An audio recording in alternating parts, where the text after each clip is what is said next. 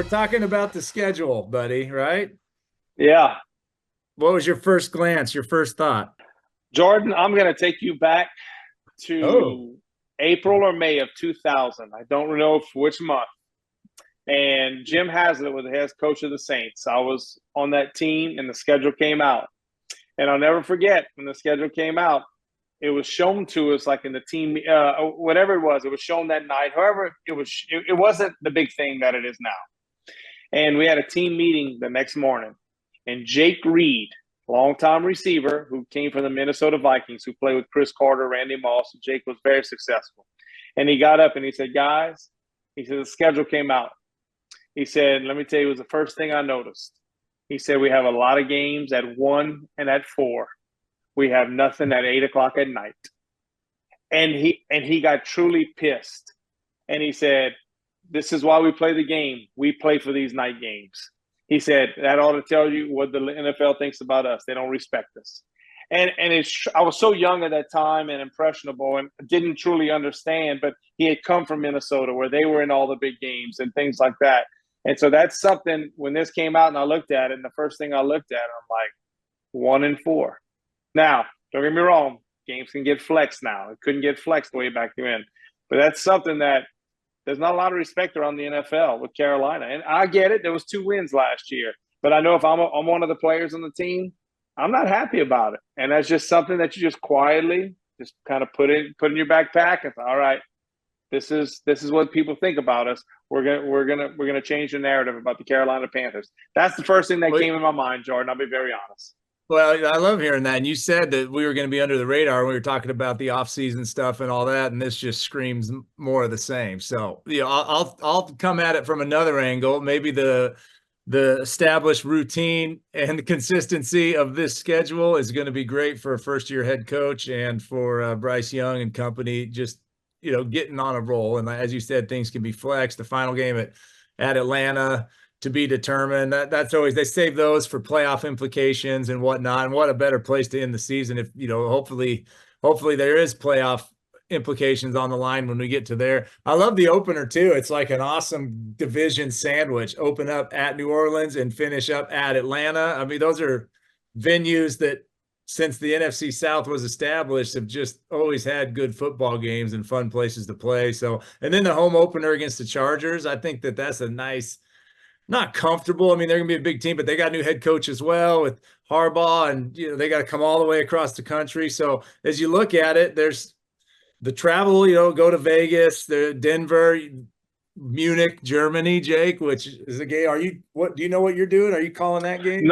I'm not sure yet. Going to kind of see. I would like to do it because I did play in Germany, but I will Oh say yeah, this that's that right. Oh, yeah. I think our fellow player slash broadcaster Luke Kuechly went to Germany last year and absolutely loved it. So he might have dibs on that one. So we'll see how that works out. But I'm like you, Jordan. I think this is a tough schedule. Now we have a pretty tough schedule, and one thing that kind of stuck out to me is that the last 6 games, that's conference games. From Tampa, which is division, then you got Philly, Dallas, Arizona. So that's all conference, and then Tampa, Atlanta at the end. So and coming out the bye, Kansas City Chiefs, who, in case you didn't know, they're a decent football team. But listen, it's and you just don't know who's going to be the team this year. Who's going to be the team that takes the dive and the team that takes the rise? And that's something that we just don't know. I mean, I think if you look at it, let's look at Philly, December the 8th. Last year, the beginning of the season, they were 10-1 to start the season out. So everybody was like, oh my gosh, Super Bowl team that took Kansas City down to the wire, started out 10-1. Well, they went on a skid, and it was a skid that was pretty significant. They finished. So you don't know when that team's going to take a skid and which team starts going the other way, which teams are going the right way, and where can the ball kind of bounce your way along the way as the season. As I look at it, I love it. I mean, we're not on the road too much. The trips are really not that bad. You look at, yes, Germany, but you have a bye the next week. Vegas, Vegas and Denver, that's your 2 West Coast games. So it's really and truly not, and those are sandwiched pretty much around home games. Yes, you go to Denver, but you're playing in Washington the week before. That's an hour flight. You're home early that Sunday night. I think you and I look at it from that point too. Where's the rest and recovery? aspect of it. And I mean, there's no Monday nights, there's no Thursday nights. Whenever I would look at the game when I was a player, I always just would think about matchups right off the bat. All right, so who's the Saints got? Who's their DNs? Who's the Chargers DNs? You'd be like, oh gosh, that one's going to be brutal. All right, okay, I don't know these guys, for the Bengals or whatever.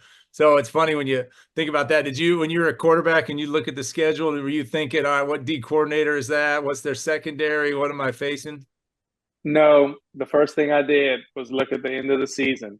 I would start like mid-November. Are we playing in Green Bay where we're playing at weather-wise? What are we doing weather-wise? We got lucky this year, Jake. You got Philly in December, but December 8th, it might be cool, but you should be all right.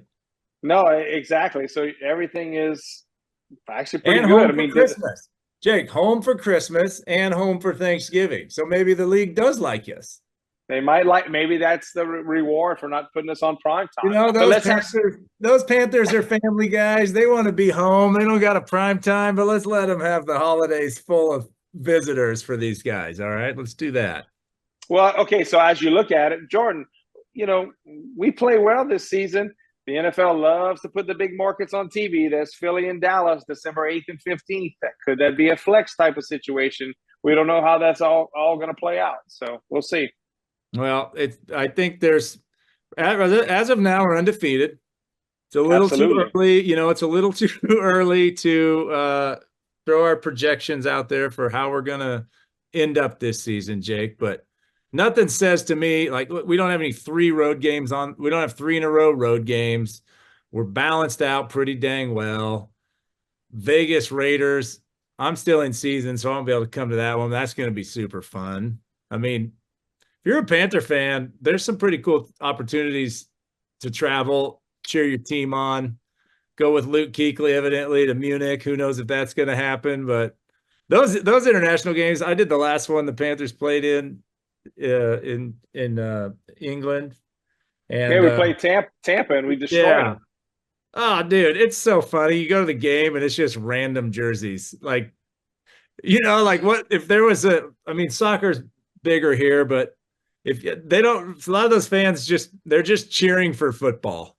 And they're singing songs. Anything would happen to any team, like a touchdown for anyone, and the crowd would go wild. And then a sack fumble for anyone, and the crowd would go wild. And the amount of giant beers in the stands was we were at Tottenham Stadium, it was the nicest stadium I've ever been in, though. So it'll be interesting to see how this Munich one pans out. You might be able to start just putting a good word in for yourself, Jake. Maybe we need 2 guys to go on that.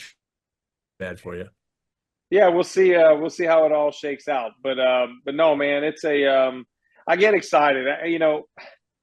When I got the schedule just a little bit ago, when it just came out, I told my wife, I'm like a kid in a candy store. It's so ridiculous. I mean, we're in May, and I'm staring at the schedule. Here we are, May 15th, and I'm excited to look at the schedule. So but that's just part of it, man. That's just because you're football hungry. You're football hungry. It's there. You can start to smell it. It's coming. We had the draft and a little mini camp, and now it's starting to, then the heat and everything. So, all right. Well, don't get so worked up. All right.